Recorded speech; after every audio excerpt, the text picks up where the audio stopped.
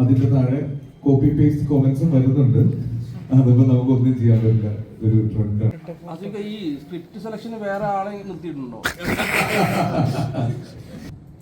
ടിക്കി ടാക്കയില് ആസിഫിക്കടെ ഒരു 6 ബാക്ക് ബോഡി കാണാൻ പറ്റുമോ? കാരണം അതിന് വേണ്ടിട്ട് കുറെ ഫിറ്റ്നസ് ഒക്കെ ചെയ്തേക്കാൻ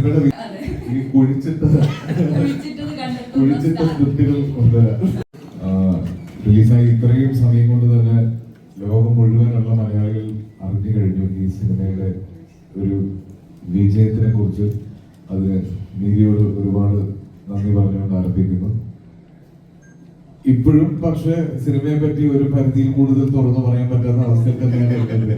ഇതിന്റെ പ്രൊമോഷൻസിൽ ത്രൂ ഔട്ട് ഞങ്ങൾ അനുഭവിച്ചിരുന്ന ഒരു ബുദ്ധിമുട്ട് അതാണ്. ഇനി നിങ്ങൾക്ക് മനസ്സിലാവും ഞങ്ങളുടെ ആ ബുദ്ധിമുട്ട് എന്തായിരുന്നു എന്നുള്ളത്. നിങ്ങൾ എല്ലാവരും കണ്ടു ഞാൻ വിശ്വസിക്കുന്നു. അത് നിങ്ങൾ എല്ലാവരും ഞാൻ തിയേറ്ററിൽ കണ്ടവരാണ്.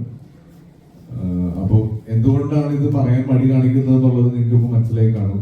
ഇനി കാണുന്ന പ്രേക്ഷകർക്ക് തീർച്ചയായിട്ടും തിയേറ്റേഴ്സിൽ അത് നിങ്ങൾ അനുഭവിച്ച ആ ഒരു എക്സൈറ്റ്മെന്റ് അല്ലെങ്കിൽ ആ ഒരു എക്സ്പീരിയൻസ് മിസ്സാവാതിരിക്കാൻ കുറച്ച് നാളും കൂടെ ഇത് സീക്രട്ടായിട്ട് വെച്ചേ പറ്റുള്ളൂ. പക്ഷെ കുറെ അധികം നല്ല നല്ല കോമന്റ്സ് സിനിമ കണ്ടവരുടെ ഭാഗത്ത് നിന്ന് വളരെ ജെന്യുവിൻ ആയിട്ടുള്ള കോമന്റ്സ് വരുന്നുണ്ട്. അതിന്റെ താഴെ കോപ്പി പേസ്റ്റ് കോമന്റ്സും വരുന്നുണ്ട്. അതിപ്പോ നമുക്കൊന്നും ചെയ്യാൻ പറ്റില്ല, ഇതൊരു ട്രെൻഡാണത്.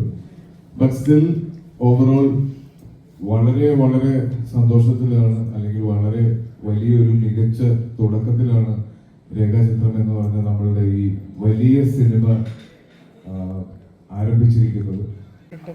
ഈ സ്ക്രിപ്റ്റ് സെലക്ഷന് വേറെ ആളെ നിർത്തിയിട്ടുണ്ടോ? ഇല്ല, ഇത്രയും നാളെ സെലക്ട് ചെയ്ത് അല്ല, ഇപ്പൊ 2024 കുറച്ച് ഹിറ്റ് വന്നു, ഇപ്പൊ ഹിറ്റ് വരുന്നുണ്ട്. അപ്പൊ അങ്ങനെ ഒരാളുണ്ടെങ്കിൽ എന്റെ ഇത് ആരെ കൊത്തിക്കൊണ്ടുപോകാൻ എത്ര പേര് വെയിറ്റ് ചെയ്യുന്നുണ്ട്. ഇത്രയും നാളത്തെ എക്സ്പീരിയൻസസ് എന്നൊക്കെ തന്നെ ഉണ്ടായ കുറെ മാറ്റങ്ങളാണ്. ഇപ്പോഴും സ്ക്രിപ്റ്റ് സെലക്ട് ചെയ്യുന്നത് ഞാനാണ്, പക്ഷെ മൊത്തത്തിൽ ഒരടുക്കും ചിട്ടയും വന്നിട്ടുണ്ട്. അതിന്റെ വ്യത്യാസങ്ങളായിരിക്കും. തുടരുന്നുണ്ടാവും ഇപ്പൊ ചാക്കോച്ചന്റെ കൂടെ ഇപ്പൊ തുടരാൻ തന്നെയാണ് എന്റെ ആഗ്രഹം. നോക്കാം. മമ്മൂക്കയെ റെസ്പോൺസ് അറിയിച്ചിട്ടുണ്ടായിരുന്നു. കഴിഞ്ഞിറങ്ങി പുറത്തേക്ക് വരുമ്പോ ഞാൻ പറഞ്ഞു ഒരുപാട് നല്ല മൊമെന്റ്സ് തിയേറ്ററിൽ ഞങ്ങൾക്ക് ഫീൽ ചെയ്തു. പല സ്ഥലങ്ങളിലും പല രീതിയിൽ ഗംഭീരമായ ഇമോഷൻസ് വരുന്ന സമയത്തൊക്കെ ഉള്ള കയ്യടികളെ പറ്റിയിട്ടൊക്കെ പറഞ്ഞു. അപ്പോൾ തിരിച്ചു വന്നത് കൺഗ്രാറ്റുലേഷൻസ് ഫ്രം മമ്മൂട്ടി ചേട്ടൻ എന്നായിരുന്നു. സിനിമ കാണുമ്പോൾ മനസ്സിലാവും. ഈ ക്യാരക്ടറിൽ അനശ്വരക്ക് ഒരുപാട് ഡയലോഗ് ഉണ്ട്. ആ ഡയലോഗൊക്കെ ഇതേപോലെ ഞാൻ നടിയാവാൻ വേണ്ടി, അല്ലെങ്കിൽ എനിക്ക് നടിയാവണം എന്നൊക്കെ ജീവിതത്തിൽ എപ്പോഴെങ്കിലും തോന്നിയ ഡയലോഗ്സ് കാണും. ഇതൊക്കെ അങ്ങനെ ചിന്തിക്കുന്നതിന് മുന്നേ സിനിമയിൽ വന്നു. അങ്ങനെ ഒരു നടിയാവണം എന്നൊക്കെ എന്റെ മൈൻഡിൽ പോലും ഒന്നുമില്ല. അതൊന്ന് എന്റെ ഒരു പാഷനോ എന്തൊക്കെ ഒരു ഡ്രീമൊക്കെ മനസ്സിലൊക്കെ വരുന്നതിന് മുന്നേ ഞാൻ എന്റെ ആദ്യത്തെ സിനിമയിലേക്ക് ആക്സിഡന്റലി എത്തി. എന്തോ ആരുടെയൊക്കെ ഭാഗ്യത്തിനെത്തി. പക്ഷെ ഇപ്പൊ സന്തോഷമുണ്ട്.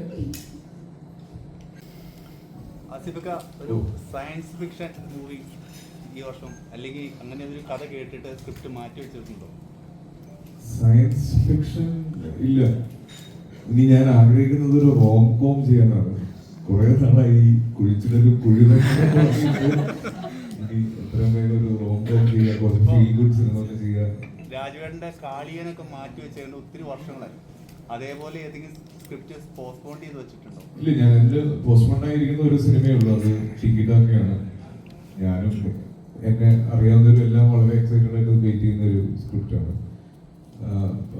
ഫിസിക്കൽ ഇഞ്ചുറി ഉണ്ടായിരുന്നു, അത് റിക്കവർ ആയാൽ ഇമ്മീഡിയറ്റ് ഷൂട്ട് സ്റ്റാർട്ട് ചെയ്യും. അത് മാറ്റി വെച്ചിട്ടില്ല, അത് അങ്ങനെ തന്നെ ഉണ്ട്. Very soon.